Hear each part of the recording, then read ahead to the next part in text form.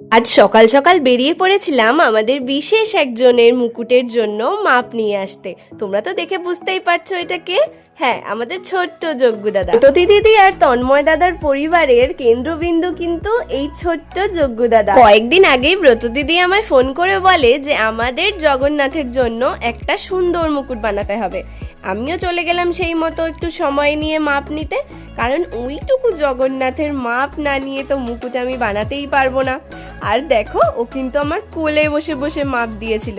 সত্যি এত বড় পাওনা বোধহয় আর কারোর হয় না। ভগবানকে কোলে নিয়ে তারই গয়নার জন্য মাপ নিচ্ছিলাম। এই দৃশ্য তো আমি কোনোদিন ভুলবো না।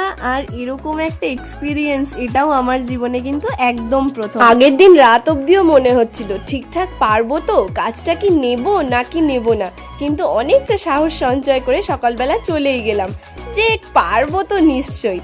তো ওখানে কাজ শেষ হওয়ার পর আমি চলে গেছিলাম আবার ভাস্করদার বাড়ি। এখানেও কিন্তু জগন্নাথ তার ভাই বোনের সাথে অবস্থান করছে, কিন্তু এই জগন্নাথের জন্য মুকুট নয়, আমাকে বানাতে হবে পাগড়ি। জানি না কতটা কি করতে পারবো, তবে মন দিয়ে চেষ্টা করব সবার রিকোয়ারমেন্টগুলো ফুলফিল করার। আর আমার হাত দিয়ে যে ভগবান সেবা নিচ্ছে, এটাও কিন্তু আমার কাছে অনেক বড় পাওনা। এই মুকুট আর পাগড়ি বানানোর পুরো সিরিজটা কিন্তু আমি তোমাদের সাথে ভাগে ভাগে শেয়ার করব। তোমরা দেখে জানিও কেমন লাগলো। আর আমার আগের ভিডিওগুলো আর এই ভিডিওটা তোমাদের কেমন লাগলো সেটাও অবশ্যই কমেন্ট করে জানিও। সবাই ভালো থেকো, বাই বাই।